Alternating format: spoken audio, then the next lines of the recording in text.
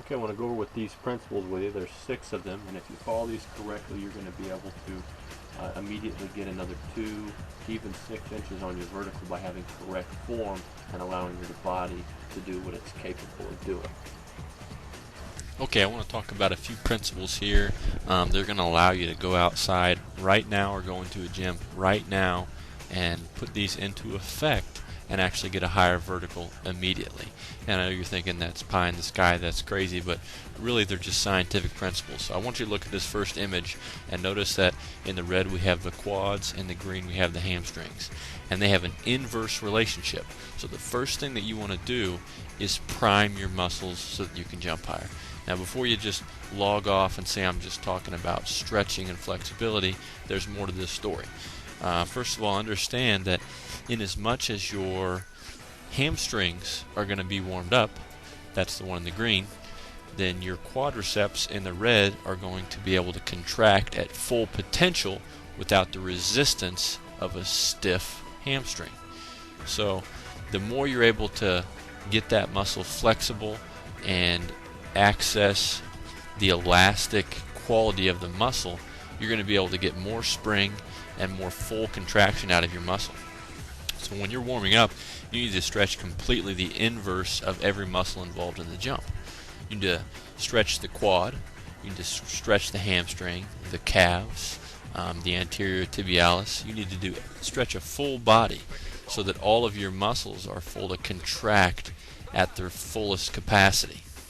So basically what's going to happen is when your muscles are warm, they're going to have more elasticity, you're going to be able to stretch them more, and you're going to have increased blood flow and energy supply to your muscles. So before you start anything, before you start wanting to reach your top explosion potential, during that jumping session, make sure that you've done that correctly.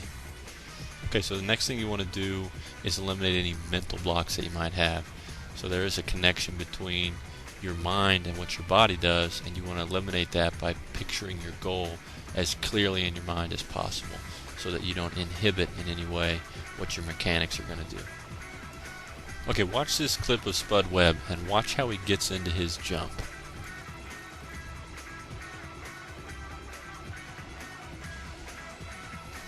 Okay, notice here how Spud Webb's last step before he explodes is exaggerated and about twice or 3 times as long as his normal step.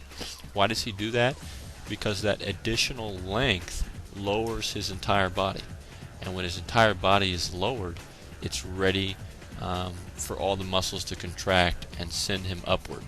If you're training for any event in track and field, whether it's long jump or high jump, they're going to teach you to exaggerate your final step so it lowers your entire body weight and gets you ready to explode.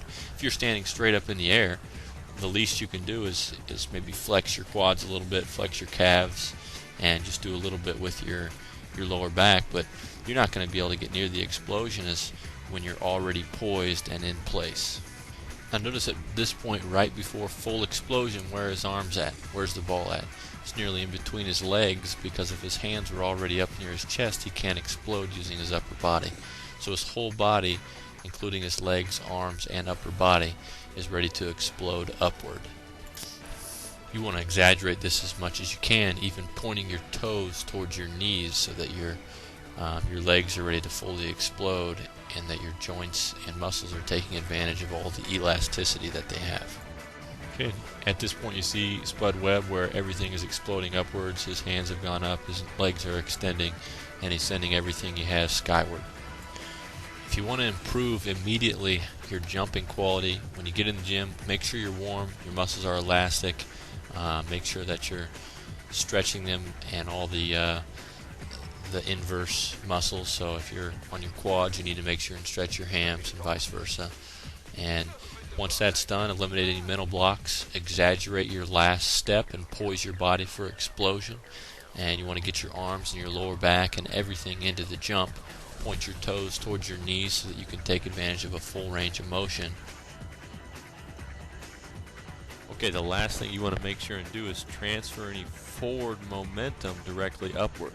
Because you'll notice in the second slide what's happening is the upward momentum is being completely stopped and then you're using your strength to push you forward. So if you have a lot of forward momentum developed, you want to see if you can transfer that successfully upward instead of stopping it and having to kind of recharge your momentum. Okay, that's it. Hopefully that helped you understand the 6 steps that are going to help you immediately gain inches on your vertical by having the right form and the proper preparation. Number 1, just get warm, increase the elasticity of the muscles and joints, and increase the blood flow to your muscles so you have the energy you need.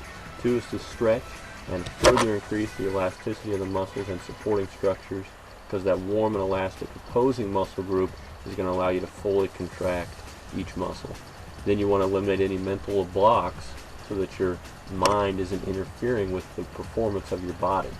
Okay, and this 4th step is to exaggerate the last step before you explode, and that's going to lower your entire body and prepare you to explode fully.